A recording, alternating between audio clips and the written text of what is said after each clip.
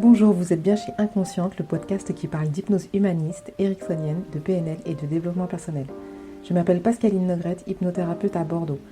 Passionnée par le corps et l'esprit et le lien entre les deux, je suis très motivée pour partager et simplifier tous ces outils que j'ai découverts toute seule ou que j'ai appris en formation ou dans les bouquins.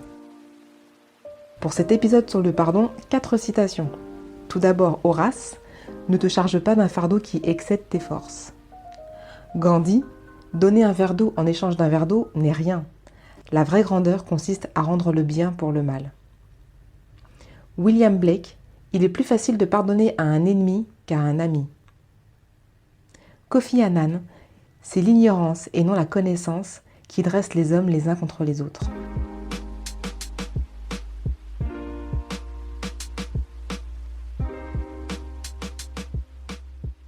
Alors qu'est-ce qu'on entend par pardon ? Souvent chez mes patients, je sens une réticence, un petit mouvement de recul quand je parle de pardon à faire. Je dis souvent que ce pardon-là en hypnose n'a pas grand-chose à voir avec le pardon religieux. Je vois cette réaction surtout quand il y a eu agression car personne n'a envie de chouchouter son agresseur. L'idée du pardon dans le conscient collectif, c'est quand on va à l'église et que le curé dit « Mon enfant, je t'absous de tes péchés », un peu en mode « J'efface l'ardoise, tu peux recommencer, je te pardonne, tu peux partir libre », ni vu ni connu. Je remets donc les choses en place de suite. Le pardon est un terme générique pour pacifier une relation toxique, négative, néfaste, avec quelqu'un d'autre.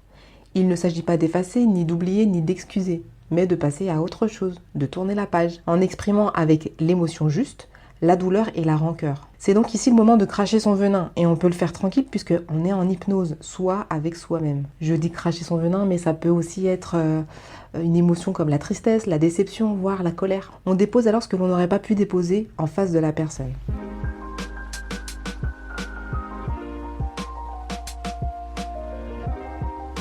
Alors que faire ? Dans plusieurs cas. D'abord en cas de deuil, qui ne se serait pas apaisé naturellement. La personne est partie et il faut tourner la page pour pouvoir passer à autre chose, vivre son présent et son futur, et non plus l'honorer en se comportant comme elle le faisait de son vivant. Par exemple, un homme fume depuis le décès de son meilleur ami, qu'il considérait comme son frère, ami avec lequel il avait commencé à fumer. La cigarette lui permettait probablement de mimer son comportement comme s'il était toujours là. Parfois il s'agit de loyauté familiale.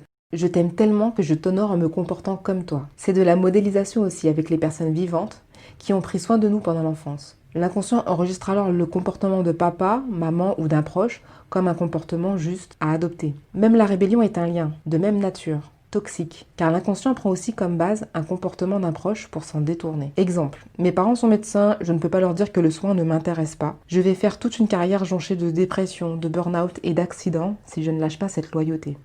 Sinon aussi une colère envers quelqu'un, comme moi avec mon papa à l'épisode du père. Il y a une émotion à déposer qui vient se nicher dans l'inconscient pour ne pas faire trop de vagues au niveau conscient. J'ai donc été faire un pardon à mon père, en y déposant ma colère, mais aussi en reconnaissant qu'il a fait ce qu'il a pu, avec son histoire de vie et ses propres blessures d'enfance. Petit aparté, on ne fait pas de pardon qu'avec des monstres, c'est le plus souvent avec des gens que l'on aime beaucoup, parents, fratries, amis. Quand je parle de cracher votre venin et d'y mettre votre émotion, il ne s'agit pas d'accabler ou de condamner l'autre, mais de simplement exprimer vos besoins et vos limites, de déposer enfin le fardeau que vous portez depuis souvent si longtemps. Parce que lorsque les gens sont encore vivants, vous pouvez être amené à les recontacter, les recroiser, cohabiter avec eux, et le pardon permet de mettre la relation à plat.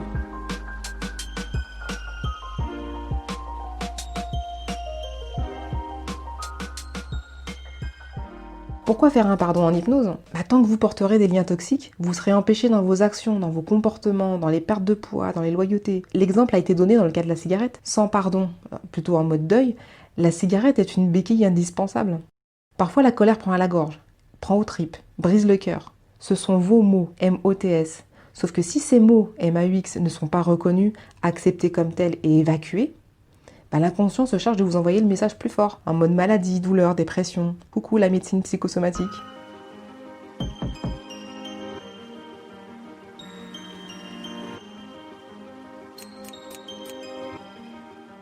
Comment faire ce pardon ? Il y a plusieurs façons de couper un lien de souffrance, un lien toxique. Tout d'abord en hypnose humaniste, grâce à l'expansion de conscience, en symbolisant la personne, en vous exprimant et en gérant les symboles faisant partie de cette scène. Concrètement, on coupe le lien toxique visualisé, qui peut être une branche, une chaîne, une corde. On s'en débarrasse habilement afin de purifier ce lien et de laisser l'autre vivre sa vie également. La technique des bonhommes allumettes de Jacques Martel qui fonctionne aussi. Il s'agit de faire un dessin représentant les deux protagonistes, les relier par les 7 chakras, puis couper la feuille au milieu en prononçant une phrase libératrice. Vous le trouverez facilement sur YouTube, il explique très bien sa technique avec un bel accent canadien. La lettre à brûler aussi. Elle revient à écrire tous les faits et les émotions, puis à s'en débarrasser en la brûlant. J'ai entendu parler d'une version symbolique réelle où la personne se relie à un arbre par un fil et coupe ce fil. Symboliquement donc. Moi, je ne pratique que celle de l'hypnose humaniste, que j'ai un peu bidouillée à ma sauce. Je la trouve complète et le résultat est souvent spectaculaire. Ça me fait penser à Aude, qui craint le retour de sa collègue de congé maternité. Elle ne peut plus la voir en peinture et craint d'être désagréable dès la première rencontre sur leur lieu de travail. Hyper dubitative sur ce pardon, elle me raconte surprise, quelques semaines plus tard, qu'elle avait été courtoise et bienveillante avec cette même collègue. Objectif atteint. N'oublions pas que la colère déclenche une vague hormonale, dont le cortisol fait partie. Une fois la colère enclenchée, il faut des heures et des heures pour s'en débarrasser. J'ai moi-même essayé de boire beaucoup d'eau, mais ça n'a jamais marché. Donc le mot d'ordre, c'est restez cool. C'est bon pour votre santé.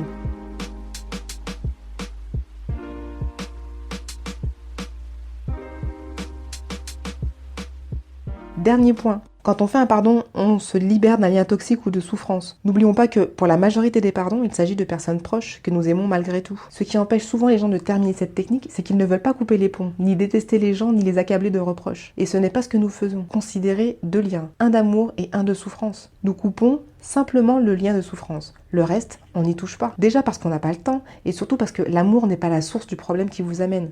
Donc, on n'y touche pas. Parfois, on coupe un lien toxique, que ce soit en hypnose ou avec les bonhommes allumettes, et on se rend compte qu'il n'y avait que ça. Alors chacun poursuit sa route pour le meilleur de chacun. Donc en résumé, pardonner, c'est tourner la page. Pardonner, c'est dire ce que l'on a sur le cœur depuis si longtemps pour pouvoir s'en libérer. On ne coupe que le lien de souffrance, pas le lien d'amour. Ça serait quand même gonflé de ma part. On le fait en hypnose, comme ça on se libère sans blesser l'autre. Pas besoin de régler ses comptes au prochain repas de famille.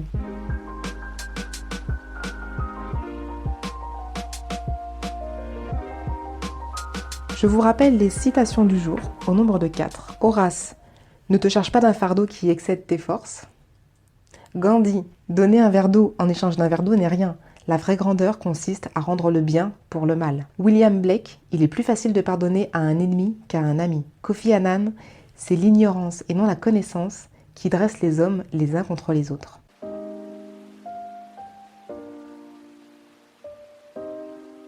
Retrouvez Inconsciente pour l'épisode suivant. En attendant, vous pouvez aller du côté de YouTube sur la chaîne Pascaline Hypnose Bordeaux, sur Facebook Pascaline Hypnose tout attaché. Et sur le site ou le blog, vous trouverez les liens pas loin ou via Facebook. Si vous aimez, partagez, commentez, likez et abonnez-vous. À bientôt.